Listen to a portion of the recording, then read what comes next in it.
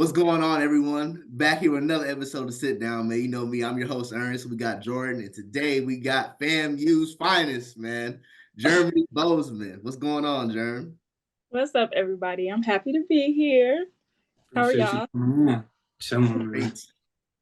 Shoot, we gonna get right into it. I know we got a lot of stuff we want to talk about, but just in terms, kind of start from the beginning, just because I know, in terms of like when me and Ern came together and wanted to do this show, it started off really in terms of getting athletes, but then we really wanted to open up and reach the audience of different people and different backgrounds, people of different descents coming from all over the place, and especially as a strong woman today in this day and age, Erin thought like you would be definitely a great person to come on here, give us some game, give us some information. So kind of just want to start in the beginning, kind of just let us know a little bit about where you're from. Obviously, we know you're an athlete into journalism now, but kind of just want to backtrack and start in the beginning.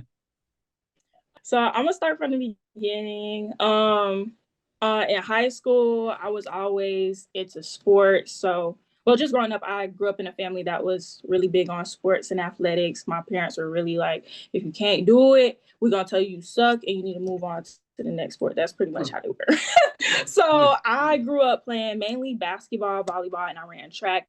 I'm from Jacksonville, Florida, so I went to Paxton High School, and then I went to Trinity Christian to finish out the year, which I was homeschooled. Then, I homeschooled to focus on track, and then COVID hit. It was a crazy story, but when it was time to really figure out where I wanted to go to college, I ended up going to FIU down in Miami because it was still in state. At the time, I was thinking farther ahead, like, okay, we're in COVID right now. I don't know how long my parents might keep their jobs. So I wanted to stay safe and stay in state because financially that was the best decision. And once COVID budget cuts hit FIU, they actually let go of the sprinters coach. So my coach. So, and that was before the season even began. I think it was before conditioning even started. So at the time, I'm like, I don't have no coach. They ended up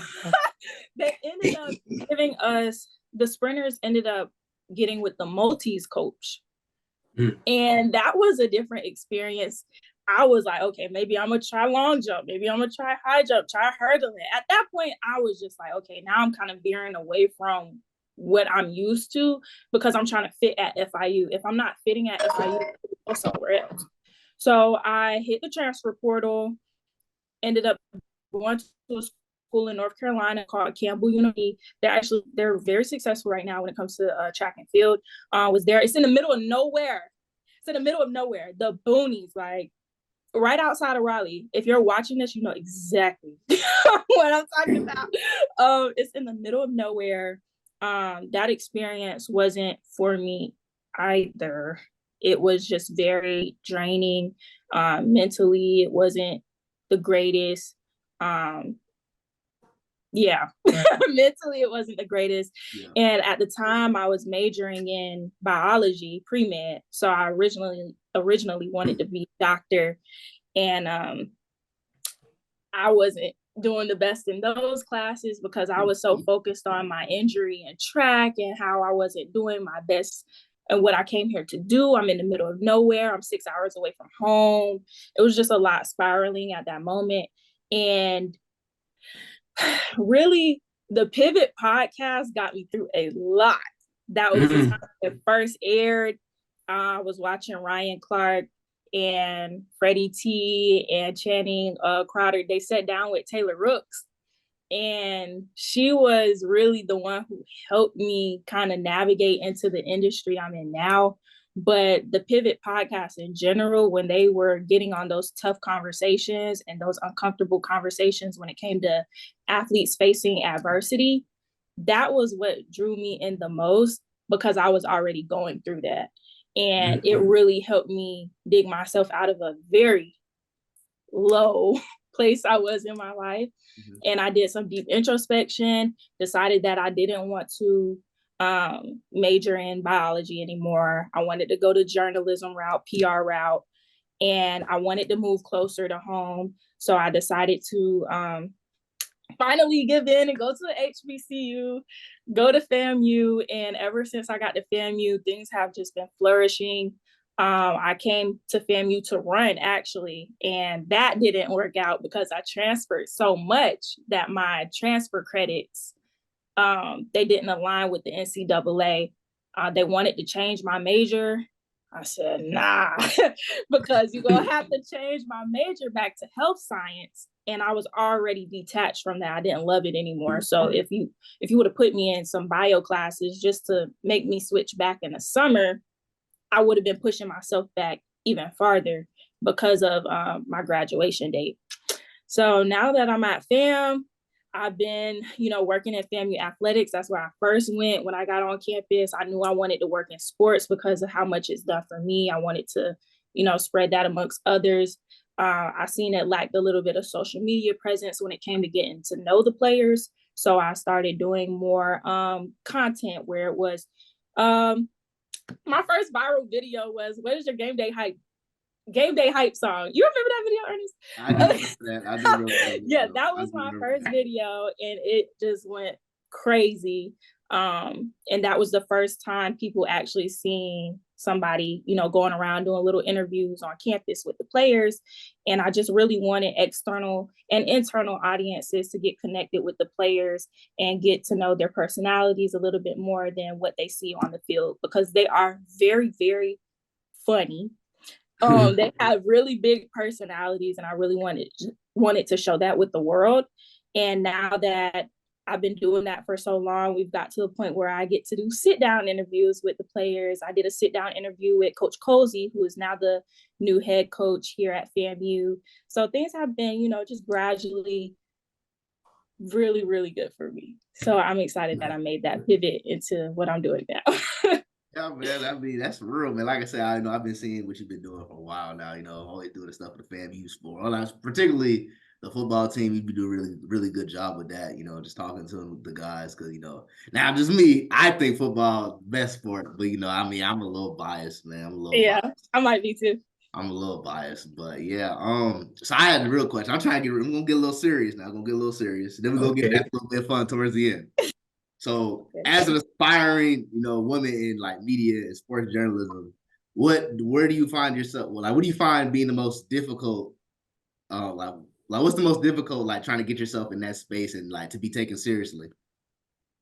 I was just gonna say, just being taken serious, literally taken serious. It's a lot of things that can occur in the media space, just because as a woman and a woman of color, it's really hard to break those barriers trying to be on TV. Growing up, I never really saw women on TV, Black women on TV, talk about sports. And if you do talk about sports, you better be A1 from day one. You have to know exactly what you're talking about, or they're going to drag you through the mud. And I see social media has become very big now. So that's just the easiest way for somebody to put their views on somebody else without even physically telling them themselves.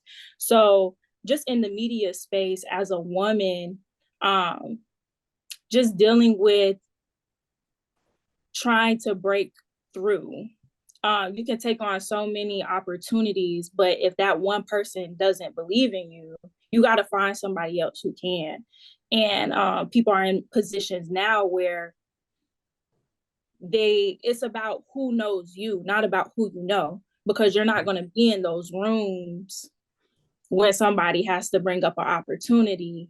And okay, you may know them, but do they remember you?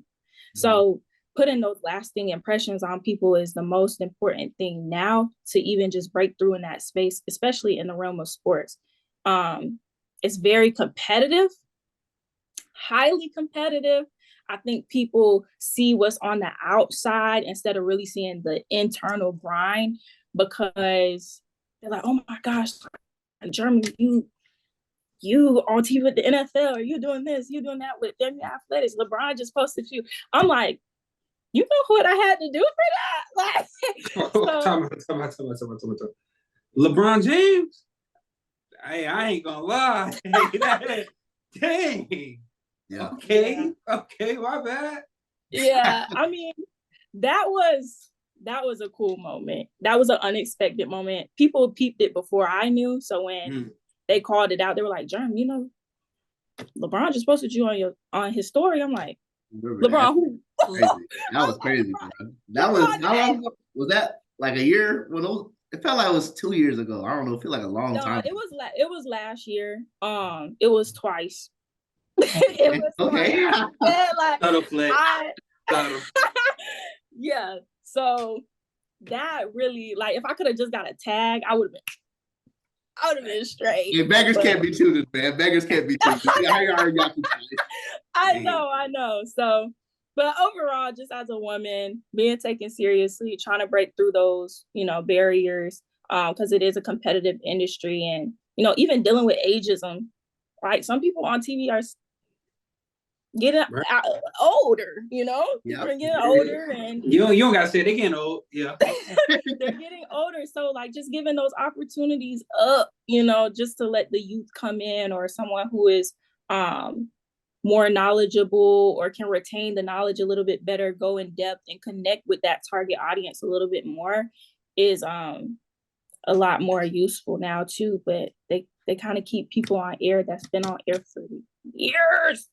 But it's hey, okay. Hopefully me and you can change that, man. Hopefully me and you like we gonna break it. We gonna break it.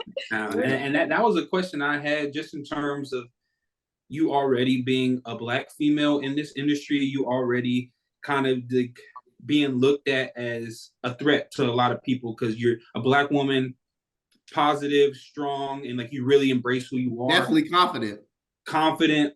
So already being that, and as well as going to a HBCU and competing with people from all over the country, does going to a HBCU add on top of that, in terms of, like, I feel like people already view HBCU as lower than a PWI, and the stereotypical people that you want to see on TV is people who may be a young white female or an older white man. Like, do you already feel like that adds to a more of a disadvantage?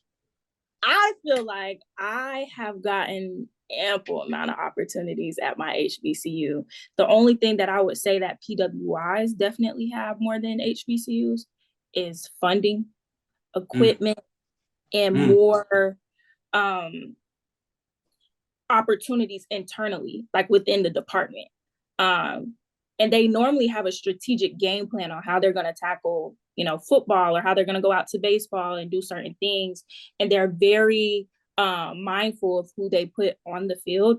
So the thing about a HBCU is, you can get your foot in the door a lot easier. Mm-hmm. I can say that. You can get your foot in the door a lot easier because hit that quota. The athletic building is literally the next building down.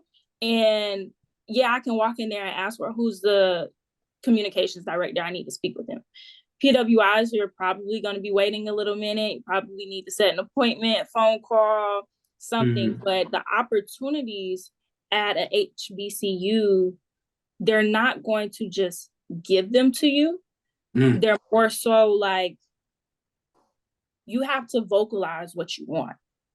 But as soon as they know what you want, and the things that are sent to them via email, phone call, and you do good things on campus, you do good stuff, you're positive, you're treating people the way that they're supposed to be treated, you will already be in mind for those opportunities.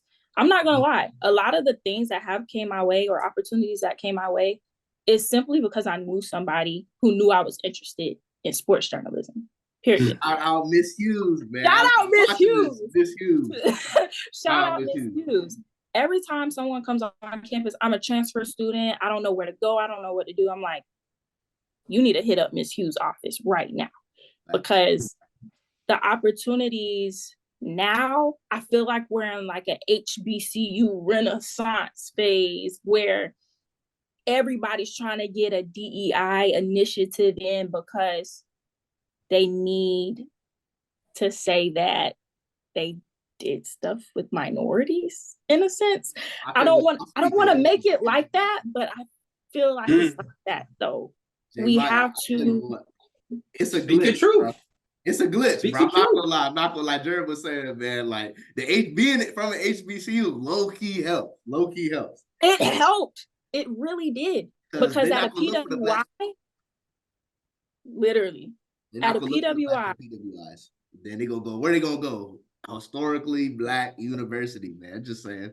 But yeah, that's my 2 cents. Yeah, like the opportunities that you apply for will literally say HBCU fellowship, HBCU internship, HBCU experienceship, apprenticeship. We're looking for HBCU students. I'm telling you right now, we're in a phase where if you can get onto the HBCU train, get on it, because they're throwing opportunities out for DEI. They want it. They have to say, okay, we're doing programs and initiatives with minorities. How are we going to do that? Through X, Y, and Z. And I've been taking full advantage of those opportunities for sure. And those opportunities have helped me seek out opportunities to where I can compete with those PWI students. Yeah. I respect that. And then just in terms of that, sorry to cut you off, Ern, but just in terms, because I know you mentioned just with the adversity that you went through as an athlete yourself in terms of track, how do you feel like dealing with that adversity and as an athlete helps with the adversity that you may face in your current journey now? Patience was a big one that I had to get down for sure. When I was running track at Campbell University, I had a foot injury, and running your foot, they don't. Over with. Yeah. So I had a foot injury and I continued to rush it. I always wanted it to get better faster than what it really was. And it got to a point where I was limping to class, just limping to do anything. I couldn't wear Crocs. I couldn't wear slides. Like I had to wear some type of shoe that had some type of support because I was overdoing it. And I really just wanted to run. And so that kind of helped me go into how last summer went for me. I swear I did the most you could think of at FAMU. And I applied to every internship possible. And when it was like, you get those, I regret to inform you, we moved on to another candidate. Unfortunately, we know how denial goes. And I had no problem with accepting denial. I had a problem with accepting time. Like, when is it my time to do something? Or even comparison. I'm like, I did way more than so-and-so. And I got this internship over me. And that's the reality of it. That's real. That's real. People don't want to say they be hating. I hate it. For real. I had a hating moment. Not gonna lie. That's real, People bro. do that all the time. People do that all the time. They don't want to say, I ain't no hater, bro. You've hated on somebody before. And I ain't gonna lie. I'm saying, last summer, when everybody posted their internships around like June 5th on Instagram, I turned my phone off. I couldn't. I was genuinely happy for them though. Yeah. But I just couldn't accept the fact that I wasn't in those shoes. And that summer I got to teach kids storytelling. So I was still in my field. I just, adapted with children and teaching the material rather than practicing the material. And the kids really taught me patience. They taught me that I shouldn't have to, sit here and rush opportunities, because when it's my time, it's going to happen. And I can't always be on my time. I got to be on God's time. And I wanted to give up. I remember texting Miss Hughes over the summer, like, I'm so discouraged. I don't want to do anything. I don't want to do nothing.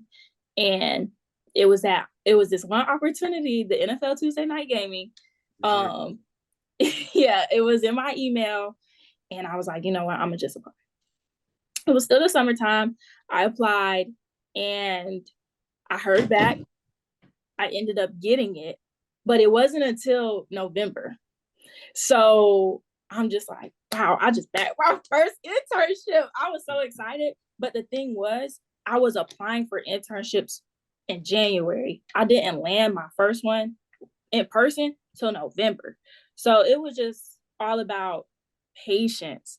And that is what track taught me, and facing through adversity. Like, you just gotta be patient, and when it's your time, it's gonna be your time. I tell you what, Jeremy, because I remember that the Tuesday night game thing. I definitely applied for that too. I ain't gonna lie, I definitely applied for that too. You talk about the hate moment, that was mine. That was mine. That was mine. Just vibe, friend. Just vibe. But yeah, I mean, I'm not a hater number. But like, it was like, damn, like that could have been me. You feel me? But like, it is what it is. Like, see, we all be hating a little bit.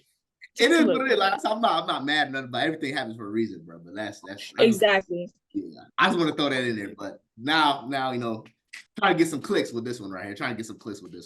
So talk about our illustrious FAMU University and J School. Well, not in particular, but you're a J School major. Talk about what FAMU's meant to you.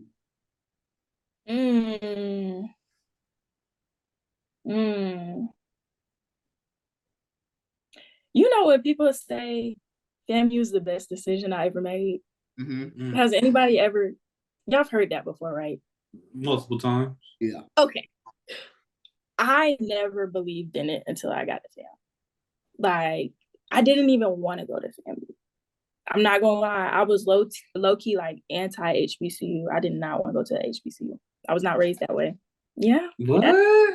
I did not want to go to a HBCU.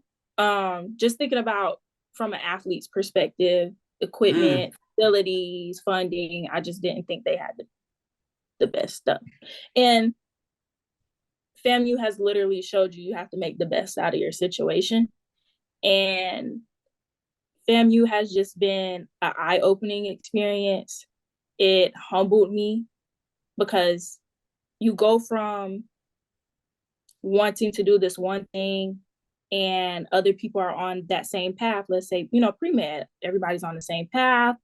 Okay, we know we got to take a med school exam after. All of that is set up. But when you go to J school, everybody's trying to find their own way. Everybody's interested in different things. You got fashion, you got entertainment, sports. So when everybody's trying to find their own way, it puts you in that mindset of, how do I think outside of the box? Like, how do I figure out something that nobody else is doing right now? And I really think that FAMU got my critical thinking skills going, my creative skills going, and it's literally a family. Is literally what they say. FAMU is a family. It is. I know I can call anybody and they will come and help me. I literally had a conference at it was the Ad PR Academy in Atlanta, and the academy was over, but it was really late and I had to drive back to Tallahassee. Didn't want to, so I was trying to book a room. My mom booked it. So when somebody else books it for you, show ID, you don't match on the thing, it's like, I can't check you in. And the guy wasn't going to let me check in. So I put my lanyard down. It was a FAMU lanyard. And I was like, okay, well, let me just call my mom real quick. He looked at my lanyard and he was like, oh, you go to FAMU? I said, yes. He said, me too. I graduated from FAMU. I said, okay, what did you major in? He was like, oh, I was in J school. I was like, I was in J school too. I'm in J school too. He said, no, don't even worry about it. Like, I got you. Yeah. Every time I got FAMU stuff on them, they always show love. They always show love. In the airport, everything. So FAMU has really the pumps up, man, to see my little shirt on, man. Love the alums. They get you right. So I love FAMU. I honestly wouldn't be the woman I am today without FAMU. It's really allowed me to hone in on my culture, on Black people in general, and just kind of see the things that we were lacking and the things that we need even more, because I think I was a little locked off from it growing up. It's almost like Black people were looked at as not really safe to be around. it was just like, that stereotype. Okay, it's a whole bunch of Black people in one area, it's gonna go down. Like that was just the stereotype. And now that I'm around Black people all day, I'm at homecoming, I'm at these big facilities with straight Black people, I'm like, we're just here to have a good time. Nobody's trying to start nothing. There is some stuff that happens, but I'm very cognizant of my environment, but kind of being a little, like, I was in private school in high school, so I wasn't around it as much as I could have been. And when I had opportunities to be on certain sides of town, I would, because a lot of my friends were on those sides of town. But being at an HBCU is like, it was a culture shock for myself. Mm-hmm. But it was a welcoming culture shock. A much needed one, huh? Yes, I needed FAMU was like a big hug when I got there. Literally. A big hug. Did you have like a dream career that you wanted to do growing up outside of sports? I wanted to be a doctor. I wanted to be an OBGYN. And so that's something that is interesting, because I know with just in terms of me and Ern, what we've been talking about recently in terms, I feel like a lot of people, especially growing up Black, I feel like, especially from a male's point of view, I want to know like a female's point of view. From like a male's point of view, it's pretty much like professional athlete, actor, musician, rapper. That's really like the only thing that is getting fed to us in terms of, and that's the only thing that we see in terms of like successful Black people, especially if you're not getting informed about HBCUs growing up. Like me, I found out about an HBCU. Luckily, one of my best friends, VJ, his parents ended up going to an HBCU, and like they will always talk about his parents ended up going to FAM. They will always talk about bringing me to the homecomings and everything, but just because I play AAU basketball, I could never go. And so if I wouldn't have met VJ, I wouldn't even known anything about HBCUs in general. So I just want to hear like your perspective of like growing up, like what's being fed to you, or what was fed to you in terms of what you can be, what different avenues, what different career paths can you be in, what avenues can you take? That's a good question. I can say, hands down, I got the best parents in the world. I think everybody might kind of be a little biased, but I think my parents were really big on following your heart and following your dreams. Whatever you want to do, I stand behind that. But growing up, I was into music. I was a singer, writer. Singer. What? I called it a little too. Stop the cap. That's exclusive, bro. I won my 6th grade talent show. I was singing it myself. Now what you sang? I sang Royals by Lord. Oh, that's tough. Yeah. So they were really big on, testing your skill set, wanting you to do things that you're interested in, but they weren't big on wasting their time and their money. So I went from dance to gymnastics to cheerleading to t-ball to softball to them saying, okay, take a break because you don't know what you want to do and you spending my money. That's real. And there was one point I wanted to play Pop Warner football. I remember asking my dad if I could play football, and he was like, nah. He was like, no way I'm letting my daughter get out there and get hit. Like, it's no way. So I literally remember going up there to get a waiver signed for me. And you was being for real now. I was downtown with the waiver trying to play Pop Warner football with my brother. Like, I wanted to play football. And my dad wasn't going for it. I couldn't see it from his perspective, but now that I'm older, I'm like, yeah, I probably wouldn't want to see my daughter get smashed. Pops was looking out for you for real, man. He was. And at the time, it wasn't as accepted now that it is, because you have female kickers, or you have NFL flag football now that's a lot bigger on women. So I was just very fortunate to have parents that really wanted to instill me, kind of get my feet wet in a little bit of everything. But I really wanted to be a basketball player. I wanted to play in the WNBA so bad. Brittany Griner was my favorite player of all time. So when all that stuff was happening, all that stuff was happening, I was like, they gotta get my girl back. My girl gotta get Wait, so what position did you play? Was you a guard? Or you saying Brittany Griner? That must mean they must have threw you in the post. Listen, growing up, okay, so when I was playing at elementary school, I was always the tallest girl for some reason. So I was in the post. But when I got up to middle school, you know, people getting growth spurts and stuff. I got up to middle school, I became a 2 and a 3.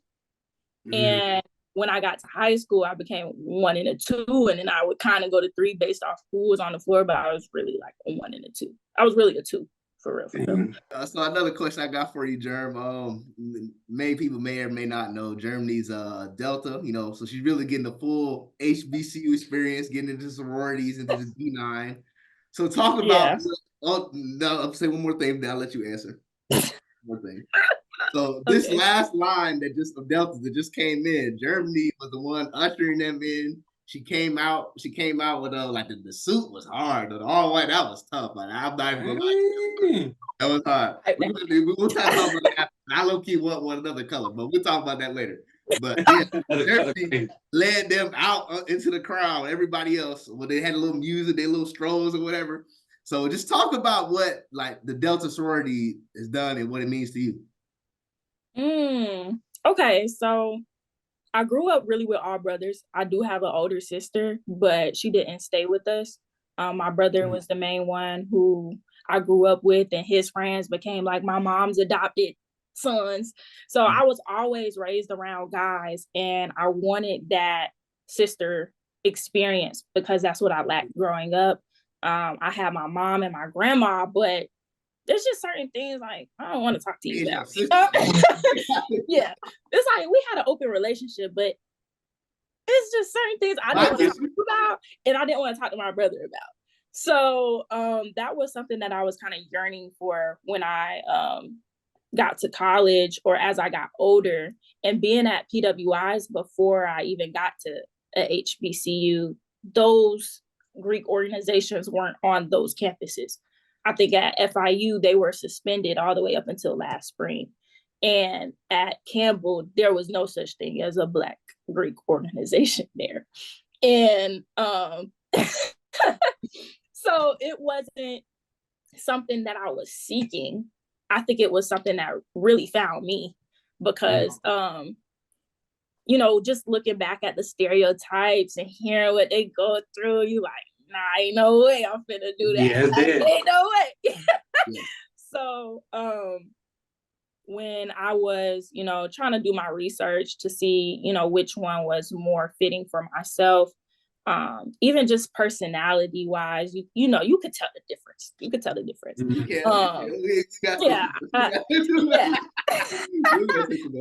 Yeah, so Delta was definitely the way for me. And that was also a transition because that was the same year I transferred into FAMU when I crossed. So it was just something that I guess a lot of people don't accomplish their first year when they get on an HBCU campus, especially being in the Beta Alpha chapter. It's a really, really large chapter and it's very prominent. So it was something that I could have got denied from, but it was fortunate for me. And it's definitely taught me a lot about myself, how I communicate with people, how I talk to people, understanding that you might have someone who is more sensitive than you are, or trying to balance more personalities. And but it's definitely brought so many connections, networking. I go across the country. I know I'm calling somebody when I get to LA, when I was in Birmingham, when I you know, traveled to New York this summer. I already have sorors there. So just the benefit as a whole, and knowing that you're doing stuff for the community and for the betterment of the Black community, because that is definitely in our mission statement, it is so rewarding in the end, regardless of how stressful it can be, because at the end of the day, the organization, it's a business. It's a business. It's ran. You have meetings. Everything has to get voted on. So it's just, you have to know how to conduct yourself in meetings. And it's definitely helped me in the long run when I sit down with professionals and know, okay, how should you be dressed for this meeting? How should you approach this person before they walk in the room?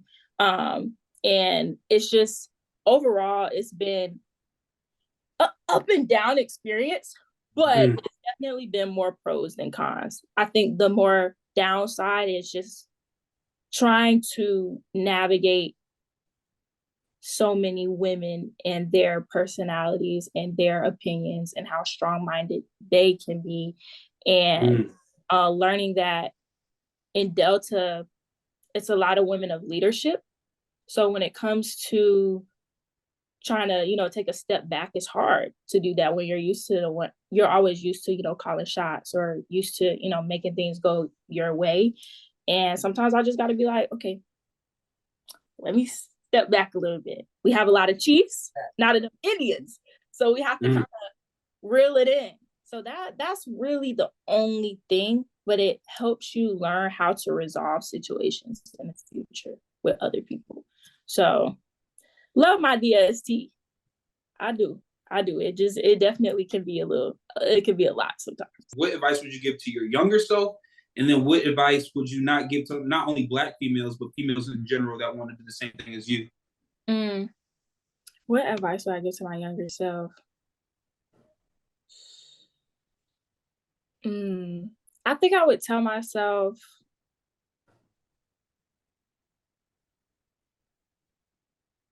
extend myself some grace sometimes. I can be very hard on myself or feel like I didn't make a right decision or feel like I'm going on the wrong path or, that feeling of uncertainty. But knowing that everything happens for a reason is why grace needs to be extended amongst myself and on others. And when I have those times to reflect, I try to, at the time when I would reflect, I definitely would beat myself up. Why would you do this? Why are you going back and forth with this person? But just knowing that what I know now is like, you got to be kind to yourself. The way that you talk to yourself is literally a reflection of who you are. And I didn't talk to myself in the most positive way. And, when Ernest was talking about, confident for sure, like confident. It took a lot. It took a lot. I wasn't always the most confident girl in the room. Like, I grew up braces and glasses. Like, I wasn't the most confident girl in the room, but I know that's how I have to appear to be taken serious, and to know that if there's going to be a job on the table, that I'm going to successfully accomplish it because I know how good I am at what I do, and I can over exceed those limitations that somebody else has already just put on me because I am Black and I am a woman. Right. So that's definitely what I would tell my younger self, but I wouldn't change not one thing that has happened to me, because I say this all the time. I wouldn't have ended up at FAMU if I started at FAMU. Wow. I transferred a lot. Obviously, if I don't like one thing, I'm gone. I was out of there. Out of there. The first Kevin Durant. That. And with all of the coaching changes that were happening at FAMU, and I was so into my track dreams, I would have left to pursue track somewhere else, but not realizing that the whole time I was supposed to end here. It's so I had a bigger plan for you, dog. Exactly. So I don't question it. I just go with the flow and just try to figure out what's my next steps. But they're already,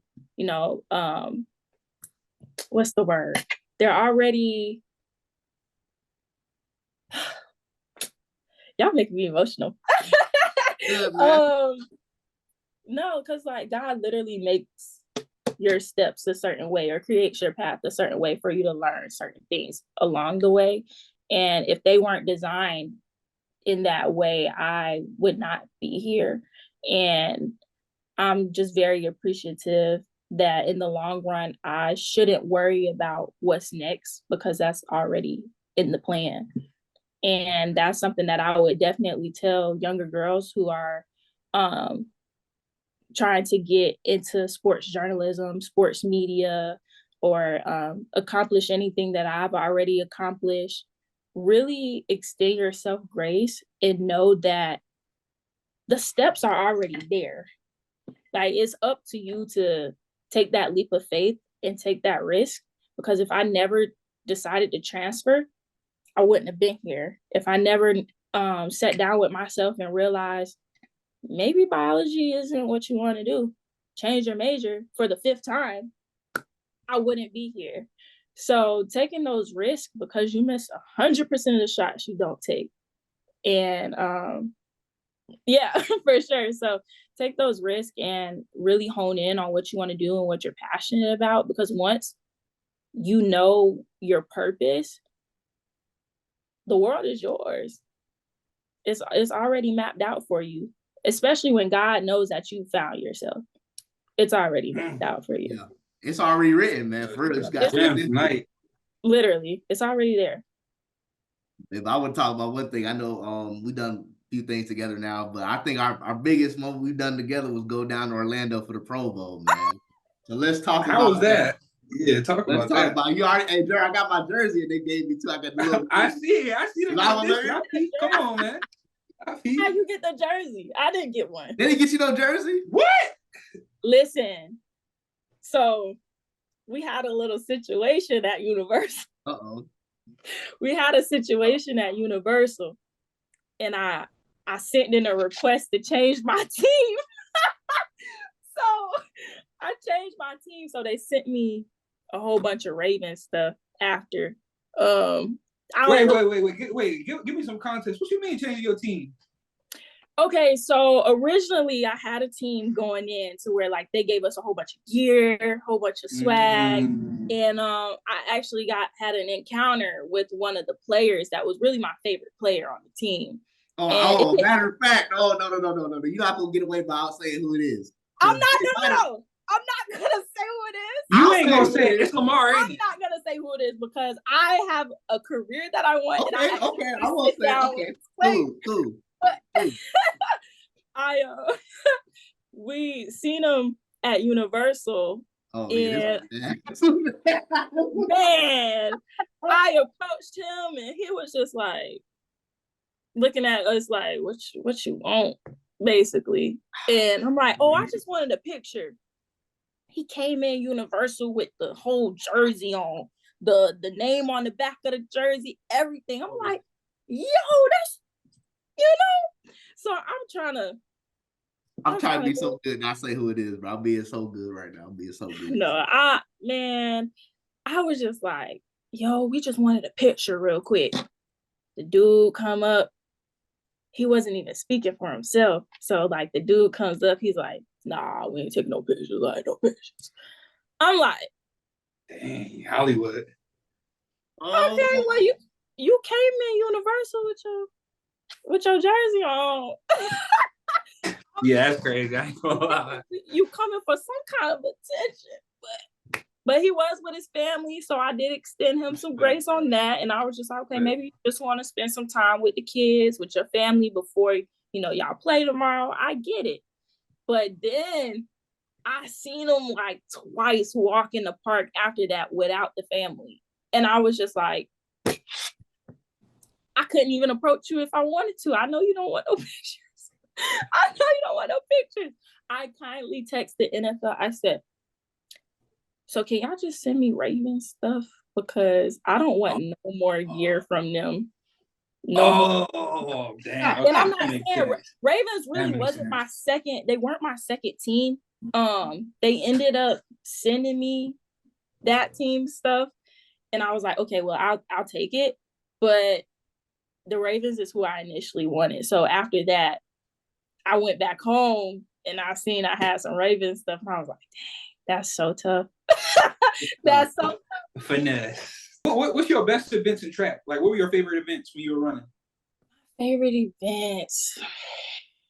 4-3, you in the wrong profession. You better pick up that No, helmet. I don't. No, honestly, mentally, my mind is not in track anymore. Like track, if I were to go out on a track today, I would probably like go insane. Oh, I ain't talking about track. I'm talking about that scout you just talking. So you better pick up that helmet. 4-3, 4-2. You better pick up that helmet. No, you better sign that waiver. Shoot. No, I literally was like, yo, like, what I gotta do to be a Patriot? I got a whole bunch of Jacksonville friends that play for the Pats. He was like, you don't want to be in New England, bro. You don't want to be in New England. I was like, dang. Water girl, something. Team reporter. But I ain't gonna say what my boy said about the Patriots, man. But you know, he's a special character. Wait, who? Oh, y'all just interviewed some Zay Bolden. Yes. Yeah. He was living in Jacksonville for a little bit. He went to he went to school in Jackson. Yes, he did, because my friends who play for the the Patriots are Sean Wade. He played at Ohio State. Yeah, he went to Trinity too, right? Exactly. Okay. Yeah, and Marcus Crowley was at Ohio State too. But who else? Demario Douglas. He played for the Patriots now. Yeah, and he's from Jacksonville too. He went. They taking everybody from Jacksonville. Mac Jones was from Jacksonville. Dang. I heard Mac Jones was going to the. He playing in Jacksonville now. Right. Okay. Hometown hero. Type stuff. But now we want to get into I'm sorry, not to cut you off, but we want to get to a little segment. We want to get you some rapid fire questions. So we're gonna ask you some questions. Yeah, you got to answer to the best of your ability. First thing that comes to your mind. The only thing is, once I say the question, it's however you interpret the question is what your answer is gonna be. All right. So how much time do I have? Take your time. Oh, okay. Yeah, take your time. All right. First thing that comes to your mind, though. Oh God. If you could star in any movie or TV show, what would it be, and what character would you play? Love and basketball. Self-explanatory who the character is, but okay. Yeah, respect. If you could go back to any age, what would it be and why? Ooh. 13. 13. You was lit at 13?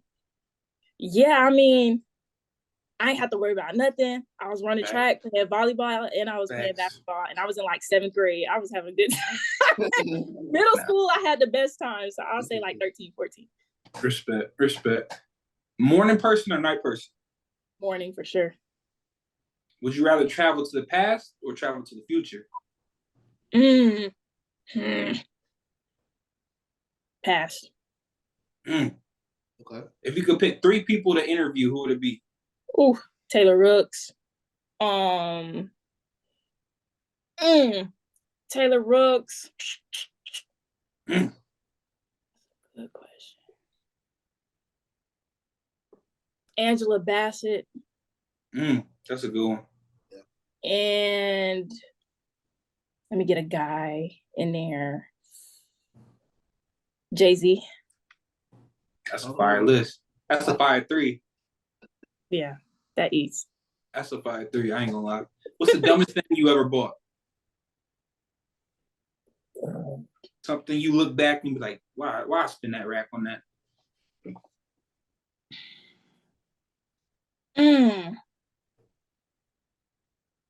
What's the dumbest thing? What's the dumbest thing I ever bought? That sounds like a lot of thinking up there. Because I buy a lot of stuff, and I feel like I use a lot of stuff. Dumbest thing. If you need time, we can come back to it. Yeah, let's loop back around to that one. All right, now this one you gotta think. If you could pick any superpower, but it would have to benefit your career, what would you choose? Benefit my career.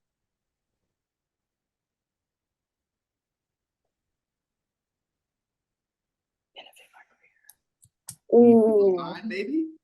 You said what? Read people's mind? Dude, hey, I'll give it the power to open up. That would be tough.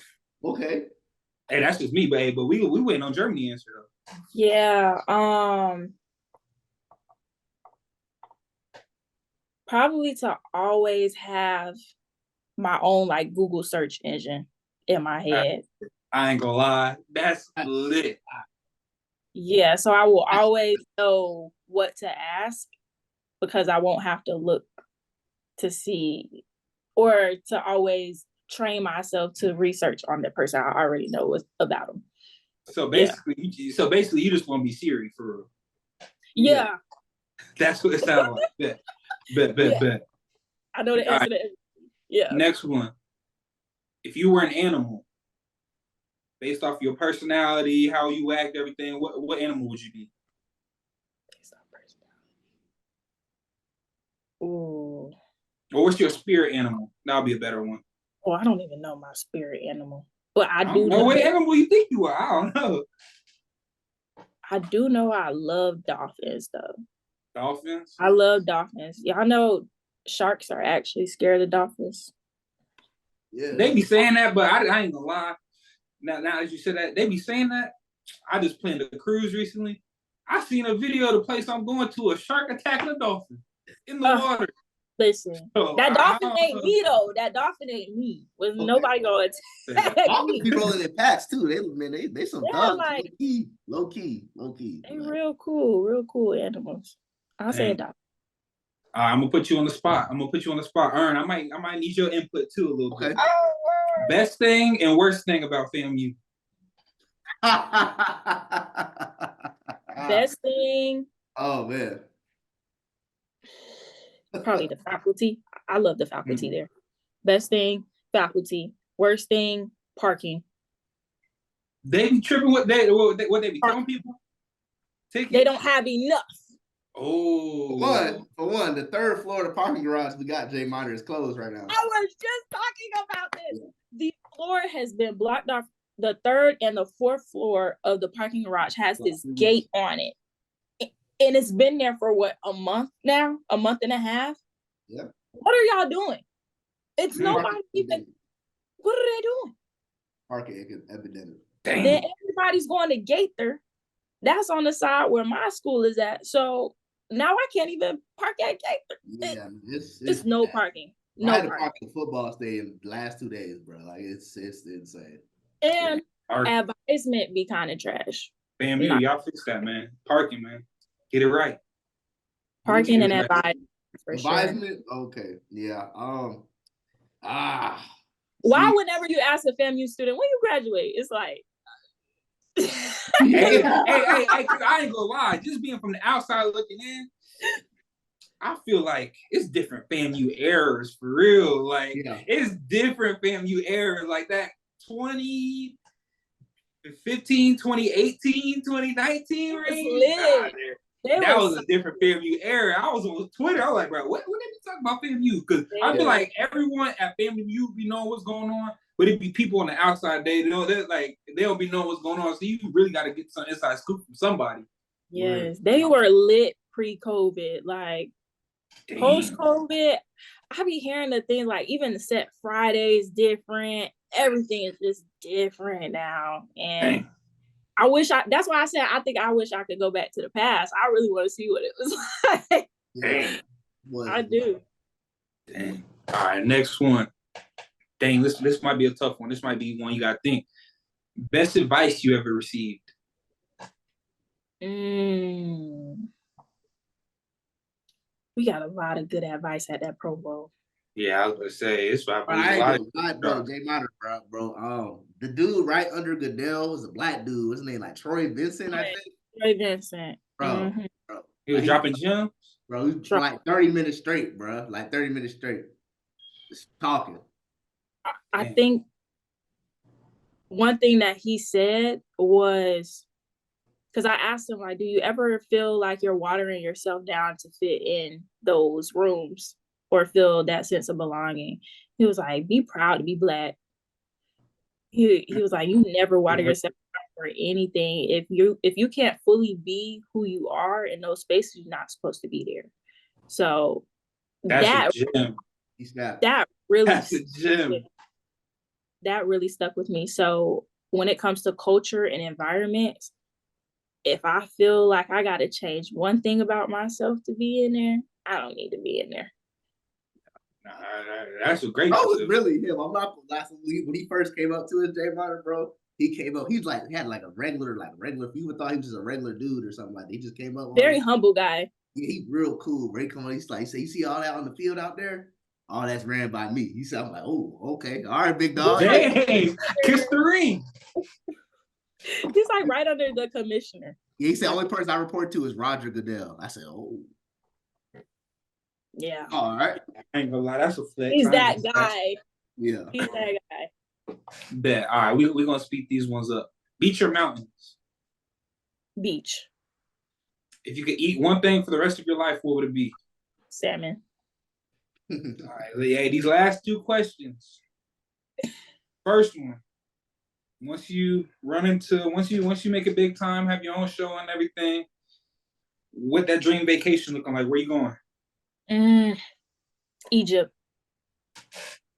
Who else said Egypt? Kyle? Was it Kyle? Tyler. No, Tyler said that. Tyler.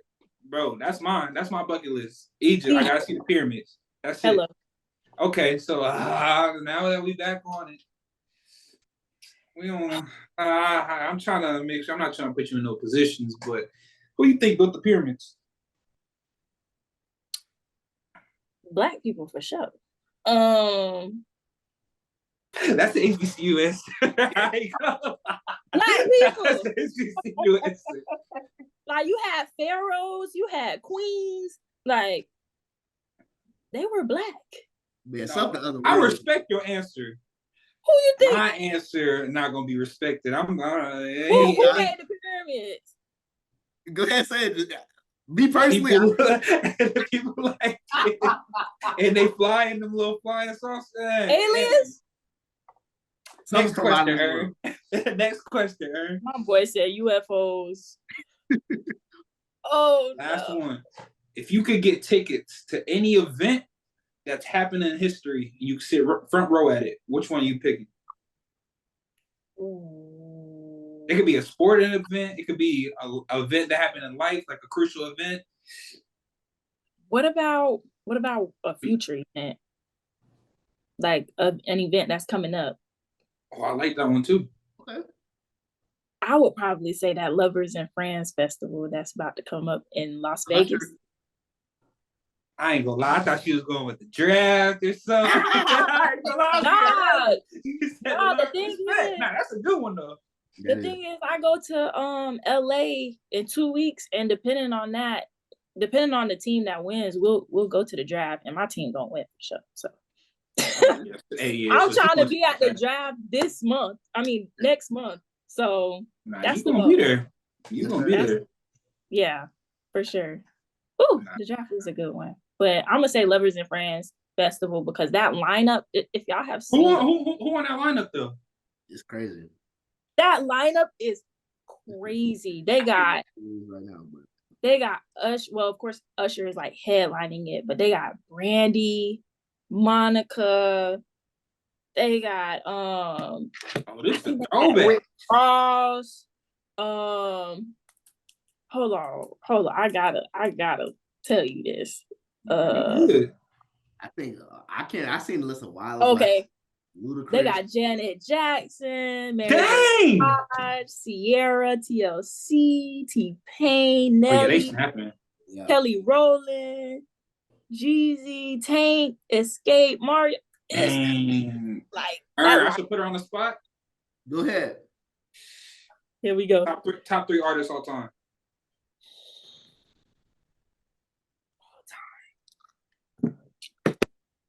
Lauryn Hill. Okay. Ooh. Whitney Houston. Mm. I'm gonna throw a guy in there just because I got two girls. Shoot, this is your list. You go 3 for 3. I'm about to say, go wherever you want. You can do a triple crown. I mean, do what you want to do. What's my boy name? Hold on. What is his name? Anthony Hamilton. Oh wow, that's a good pick. That's a good pick. That's yes. Ern, now I'm gonna put you on the spot. What you think of her list? I liked it. I'm not gonna lie. I wasn't expecting Whitney Houston or Anthony Hamilton. That was a good pull, Jared. That was a good pull. Respect. Appreciate you. We definitely appreciate you hopping on the show, chopping it up with us. I know there's definitely interview that Ern really wants to get in, so definitely appreciate you hopping on with that. I know Ern gonna wrap it up for us. Yeah, man, Jerry, you already know it's all love, man. It's all love, man. All love.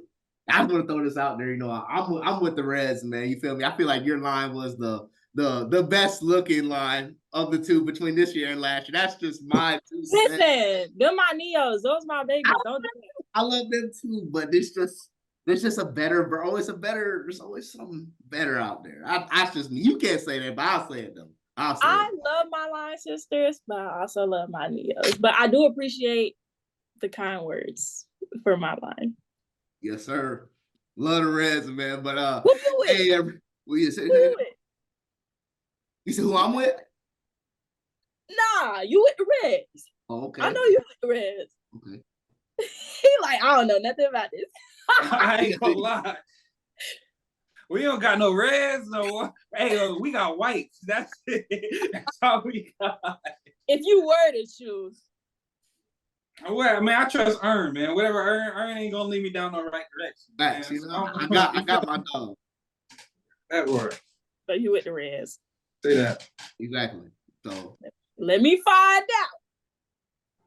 You ain't gonna be finding out nothing, because I don't know whatever Ern say. Ern switch it up. Hey, you know what I'm saying? Look here, like I said, I'm trying not to flip flop. You know, there's a new line of the AKAs come out next week. If you see me there, just mind your business. Just mind your business. Wait.